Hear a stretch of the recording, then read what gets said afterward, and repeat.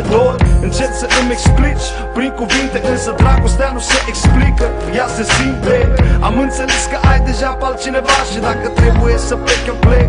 Dar nu uita că amintirile rămân indiferent de ce-ar urma. Pot să rup și pozele, le delip înapoi cândva.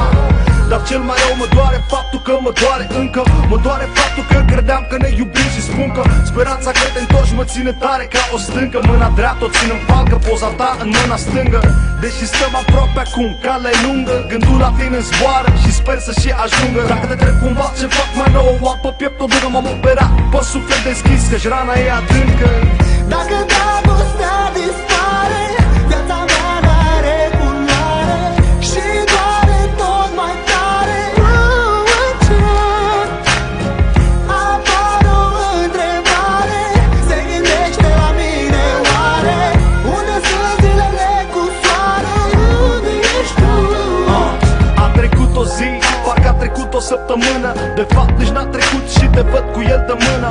Stau și îl privesc și pe loc realizez că diferența dintre noi o face doar un Mercedes. Dar probabil că zelos și nu așa te-ai cucerit, sau poate-i noul tău amic și eu am înnebunit. Mi-am întors privirea, uimit de ce vedeam, vreau să ascult melodia ce m-a linat când ne certam. Parcă sunt setat pe imaginea ei, nu mă pot ridica deloc, n-am loc deloc, din loc n-am loc în pac. Și nu știi cât mă închinui, dar nu pot. La suferința mea chiar nu există antidot. Știu că va fi greu, mai bine așa. O voi iubi mereu, mereu. Și nu s-o pot uita, nu s-o pot uita.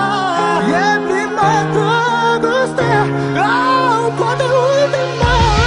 Dacă dragostea dispare, viața mea n-are culoare și doare tot mai tare.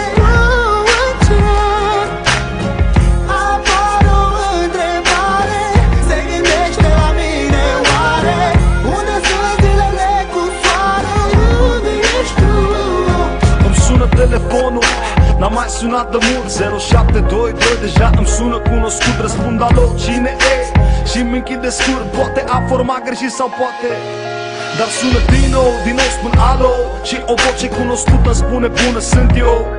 Îmi spune că regretă și că ar fi mișto să discutăm la o cafea. Ai uitat că-mi face rău, îmi zice am realizat că doar cu tine pot să fiu. Îi spun nu te-ai uitat la ceas, totuși cât e de târziu. Îmi cere să o scuzi, să o iert pentru deranj. Răspunsul meu final e: sunt conector, după bip lăsați mesaj. Dacă dragostea